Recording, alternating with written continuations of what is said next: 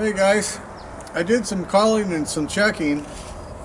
So one thing is for certain, the only documented UU frames that we know of are the mid and late year 47 frames. Now if you go back through the videos, the one I called Mud Dauber, the 47 original paint, that was 3000 and something motor number, it had a bow neck frame. And the casting documentation, or whatever the fuck you want to call the little letters or numbers that you find in a frame, there's different reasons for different ones. On Mud Dauber, my early 47 with the bull neck frame had an MC right here on the C-post. Made videos of that. Now Mr. Bill, the black one, 12,002 or 300 motor number, had a UU not here on the neck, had a UU down here off the C-post. The very late 47s, which I've owned, had a UU in the center here. So I called up my buddy who's got a beautiful 46 original paint. Got some photos of it here. Let's see if I can find it. Here it is. Beautiful original paint bike. This is from the factory, bull neck frame with a inline fork. There's no UU on the neck. Inline fork, that's original paint from the factory. No UU on the neck. You follow? See, no UU on the neck. So that verifies what I had thought, and all the information I have is that the UU is a late knuckle frame. So that tells me this is a post-production bow neck frame. So it came from the dealer. The guy bought it on the showroom floor. If you're a motorcycle shop, you don't want to wait for 3 to 6 months for your painter to paint something. If you can buy it right now and have it in a week from Harley and have it bolted on your motorcycle. I already got a frame coming. That automatically means I got a fork coming. I bought the frame, so I'm going to buy the fork. Now it's got wide brace fenders. We think the wide brace fenders came out in 45. We think. We weren't there. None of us were there.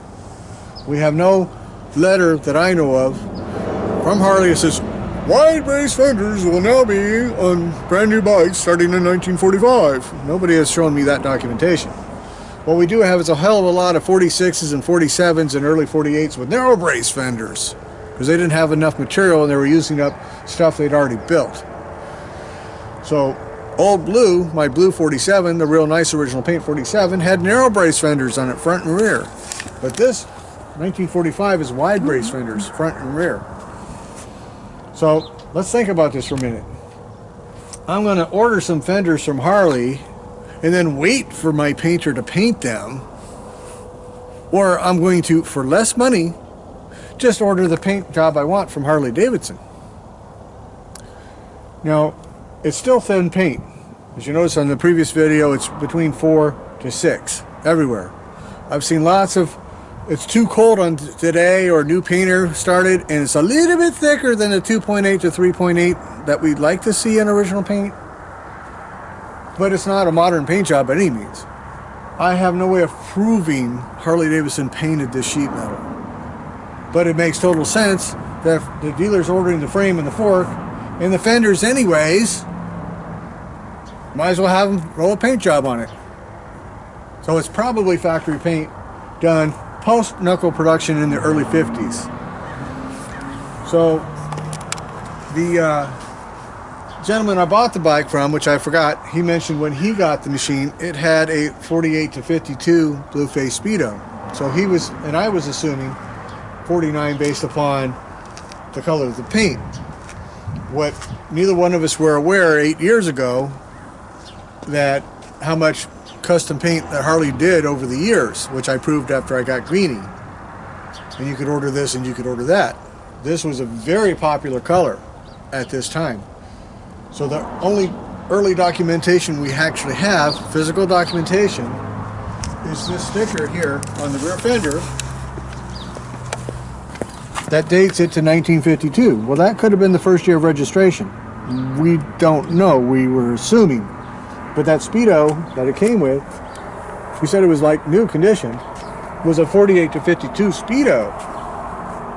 So he didn't date code it.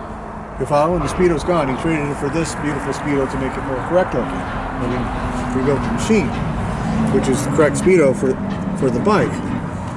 So that is what I think happened. I cannot prove it, but the paint, the way it's done, and the depth of it, it makes more sense. So you're in business, you want to make money. I'm going to get it done and gone. The laws from the war are still in effect in California. If I've got this is 2021 vehicles, brand new. So if I got a 2016 vehicle with under 7,500 miles and I'm a licensed BMW or Harley dealer or Chevy dealer or whatever, and I've bought vehicles like this, I know for a fact, I can sell it as a brand new bike. Even though it's already been titled and registered, I can sell it as a brand new vehicle, because that's the law from World War II, because there was no production. As long as it's within 5 years of production, as long as it's got 7,500 miles or less on the clock, brand new vehicle. Now, it's 1945. I bought the motorcycle. I got a little slip of paper. We call it a title. In a lot of places, it's just a registration. Unless you re-registered it, there's no proof of what mileage was on it. And dealers flip mileage around all the time. They do it today, they did it back then. So I think the dealer didn't have any actual proof of whatever the mileage was, got a trade-in on a wrecked bike or bought it cheap, whatever. Now if he sold it as a new bike instead of a used bike with all the bling and everything would have been about 600 bucks. But a brand new bike would have been $800 or $900. You're a dealer, you're in business of making money. $300 is a lot of fucking money back then, guys. A lot of money. That's like, oh, I can change the Speedo out and get an extra 30 grand. Okay, well, of course the dealer's going to do that. They all do it. I've seen it happen many times. So I think he sold it as a new bike for $800-900 bucks, put all the bling and wow wow woo, and charged the guy big money. We might have built it to order. You know, there's a reason why this particular color got on this bike. It wasn't an accidental thing. So that's what I think. That's my thoughts, based upon the knowledge that I have managed to dig out of these motorcycles over the decades, between the bikes that I've had and the friends that I do know. Your thoughts are your thoughts. It's not your bike. It's my bike for the moment. And anyhow, so that's that. I put some oil in it. It's got year-old gas.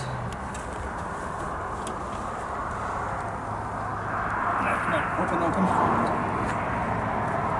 So we're going to let the year-old gas go in. It's about 3/4 full. And we'll let the carb fill up. And if I'm really lucky, I'll be able to start it here in a minute on year-old gas. I've started knuckles many times in 4- and 5-year-old gas. So we'll see. I bought a gas can over here somewhere to get some new gas just in case. But everything's not on the local street corner here. So we're going to attempt to fire it up with this old gas here in a second and see what happens. Maybe we'll get lucky. Certainly filed Mr. Bill up that way. And I bought him. The owner was shocked I got it to fire up. It took me a few minutes. But we did it.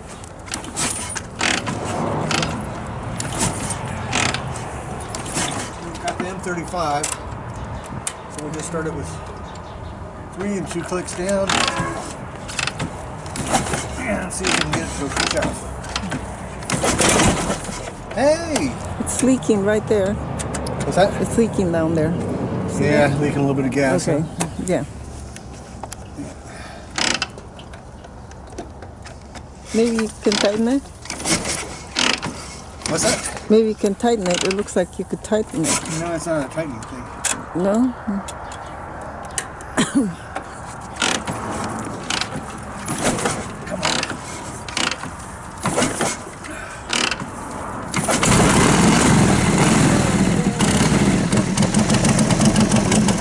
Good, huh? Come in.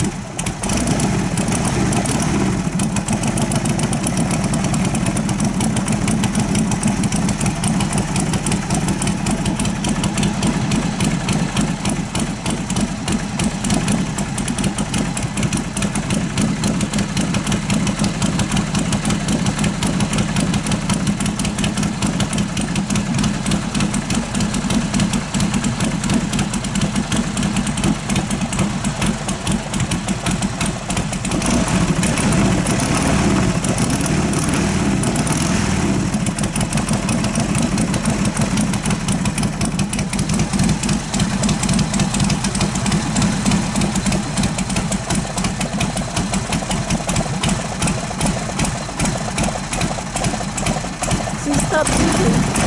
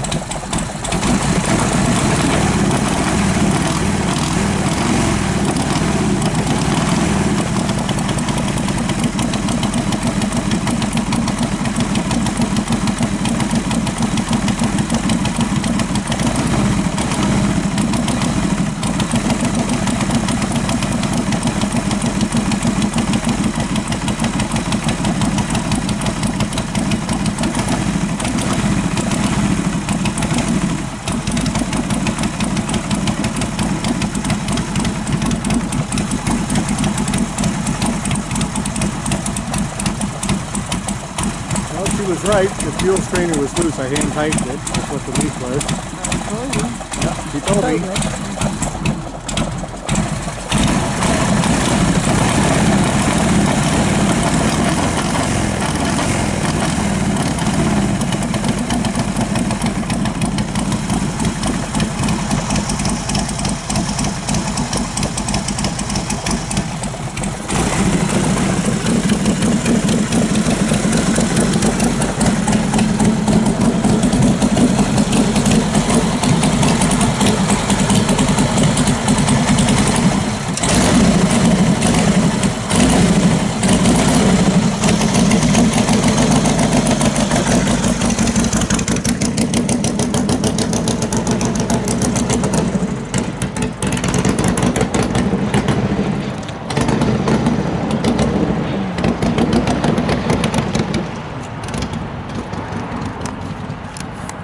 Oh, shoot. Is it?